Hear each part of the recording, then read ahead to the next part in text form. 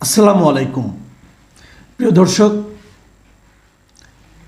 বৈষম্য বিরোধী ছাত্র আন্দোলন যে জুলাই বিপ্লবের যে প্রোক্লেমেশন বা ঘোষণাপত্র প্রকাশের যে কর্মসূচি দিয়েছিল, সেটা গত রাতে সরকারের পক্ষ থেকে দেওয়া একটা প্রতিশ্রুতির কারণে বন্ধ হয়ে গেছে অথবা স্থগিত হয়ে গেছে।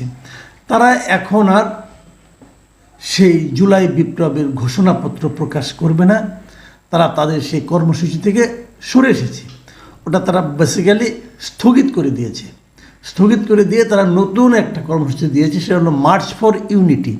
এটা আসলে কোনো কর্মসূচিই নয়, যেহেতু তারা আগে সবাইকে এখানে আসার আমন্ত্রণ জানিয়েছিল। তারা হয়তো আসবেন, আসলে পরে কী করবেন তারা একটা মার্চ ফর ইউনিটি মানে একটা পদযাত্রার মতো তারা করবেন। এরা আমার ভেরি ইন্টারেস্টিং একটা বিষয়। এদের সমস্ত কর্মসূচি আমি প্রায়ই দেখি, এরা বাংলার চেয়ে ইংরেজিতে কর্মসূচিগুলোর নামকরণ করতে পছন্দ করে। এটা কেন করে আমি জানি না, হয়তো অতিরিক্ত জ্ঞানের কারণে হতে পারে, আই এম নট শিওর। কিন্তু এখনও কিন্তু এটা মানবেন আপনি, এরা নিজেদেরকে জেন জি বলুক আর যাই বলুক, দেশটা তো বাংলাদেশ এবং এদেশের ম্যাক্সিমাম মানুষ, বেশিরভাগ মানে আপনার একদম মানে আমি যদি বলি যে 70 থেকে 80% মানুষ এরা বাংলায় বলতে, শুনতে এবং ভাবতে পছন্দ করে। তো ওনারা একটু আপার ক্লাস কিনা জানি না, ওনারা ইংরেজিতে বেশি বলতে ভালোবাসেন। ওনাদের আপনারা একটু চিন্তা করে দেখেন, ওনাদের 90% কর্মসূচি এবং এর নাম হলো ইংরেজিতে তারা দেন। ওনাদের যারা নাকি আপনার ওনাদের মূল যারা বক্তব্য দেন, মূল যারা চিন্তা করেন, চিন্তক যারা আছেন ওনাদের, এদের ফেসবুক স্ট্যাটাসগুলো ইংরেজিতেই হয়। তাদের ইংরেজি কতটা ঠিকঠাক হয় অথবা কতটা পরিশীলিত হয় অথবা কতটা উচ্চমানের হয়, সেটা নিয়ে নানা বিতর্ক থাকতে পারে, সে আলোচনায় যাচ্ছি না। তবে তারা ইংরেজিতেই লিখতে, বলতে এবং ভাবতেও হয়তো ভালোবাসেন। যাও, তারা এখন মার্চ ফর ইউনিটি করবে, ঠিক আছে, করবে, ভালো কথা। কিন্তু প্রশ্নটা হলো, আমি মার্চ ফর ইউনিটি নিয়ে কোনো কথা বলছি না। তাদের যে সেই প্রোক্লেমেশন অফ রেভলিউশন যেটা ছিল, জুলাই বিপ্লবের ঘোষণাপত্র, সেটা নিয়ে একটু কথা না বলতে চাই আমি।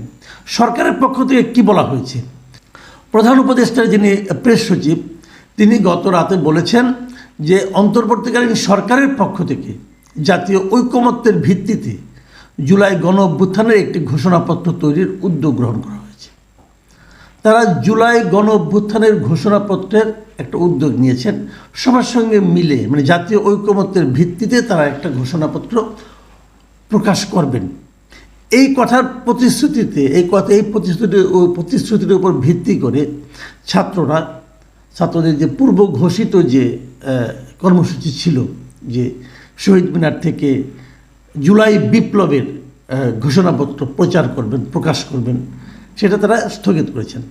এখন প্রশ্ন হলো, দেখুন একটা জিনিস, ছাত্ররা প্রকাশ করতে চেয়েছিল জুলাই বিপ্লবের ঘোষণাপত্র, যাকে ইংরেজিতে তারাই বলেছিল যে প্রোক্লেমেশন অফ রেভলিউশন।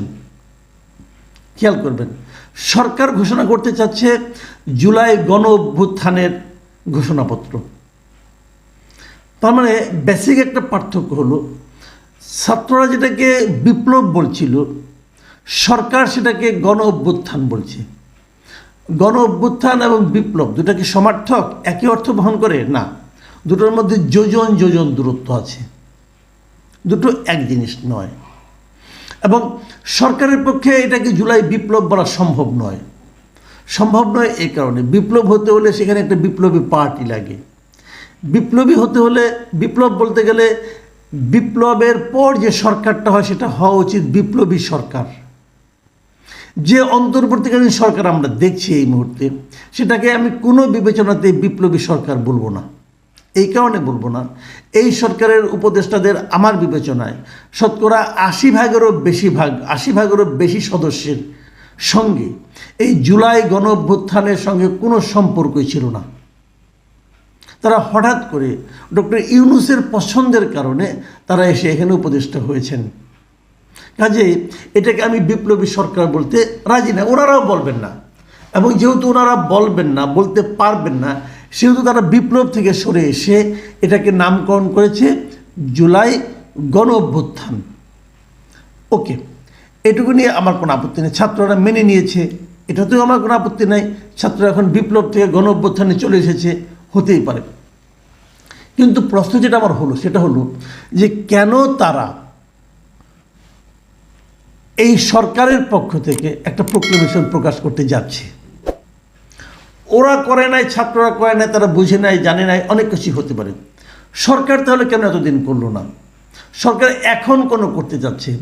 একদিন আগে, মাত্র একদিন আগে এই ভদ্রলোক, এই প্রেস সচিব শফিকুল আলম, তিনি ছাত্রদের এই উদ্যোগকে বলেছিলেন প্রাইভেট ইনিশিয়েটিভ, মানে একটা বেসরকারি উদ্যোগ।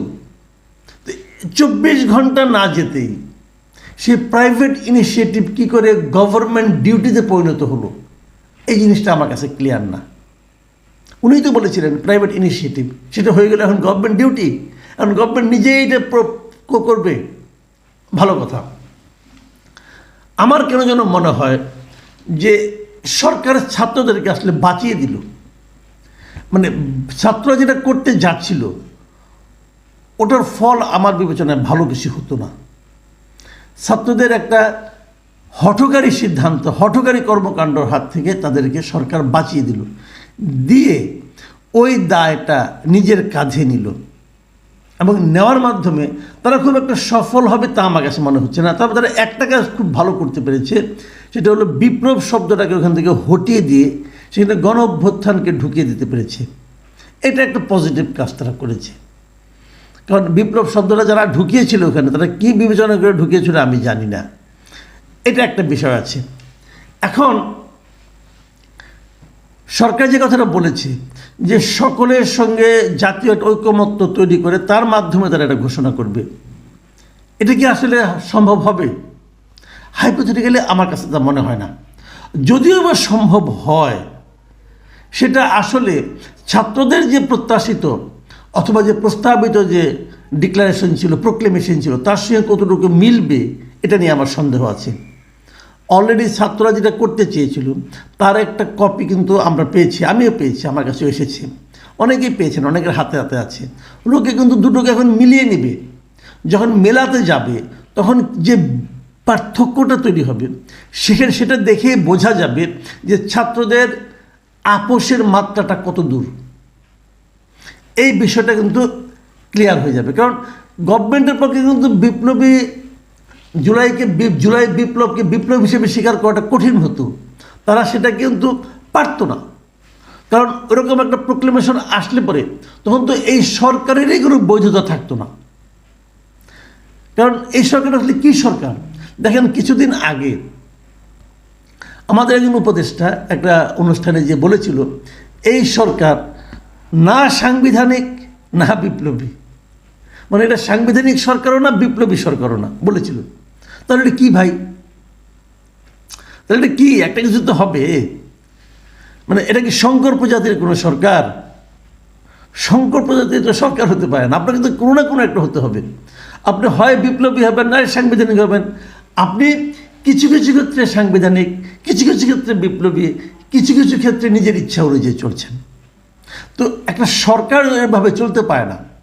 সরকারকে অবশ্যই ডিক্লেয়ার করতে হবে যে আপনারা আসলে কি, আপনারা আসলে, হ্যাঁ আপনার যে আমি জনদাবির মুখে এসেছি, ওকে, তো জনদাবিটা কি সেটা ক্লিয়ার করেন। জনদাবিটা কি? কোনো নিয়ম না মানা? যদি আপনি কোনো নিয়ম না মেনে একটা সরকার গঠন করেন, নিয়ম না মেনে একটা সরকার পরিচালনা করেন, তাহলে আপনি কীভাবে আশা করবেন যে আপনাদের বলে দেওয়ার নিয়ম সবাই মানবে? এটা তো হবে না। আপনাকে তো কোনো না কোনো একটা পথে যেতে হবে। আপনারা কিছু কিছু ক্ষেত্রে সংবিধান মানেন, কিছু কিছু ক্ষেত্রে সংবিধান মানেন না। যিনি মানেন না তাকেও কেউ কিছু বলেন না।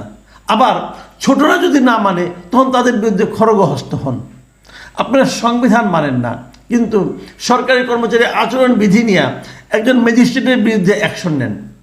আবার এই সরকারি কর্মচারী আচরণ বিধি যখন সচিব পর্যায়ের লোকেরা লঙ্ঘন করে তখন তাকে আবার প্রমোশন দেন। ভাই আপনারা করছেনটা কি? ক্লিয়ার করেন।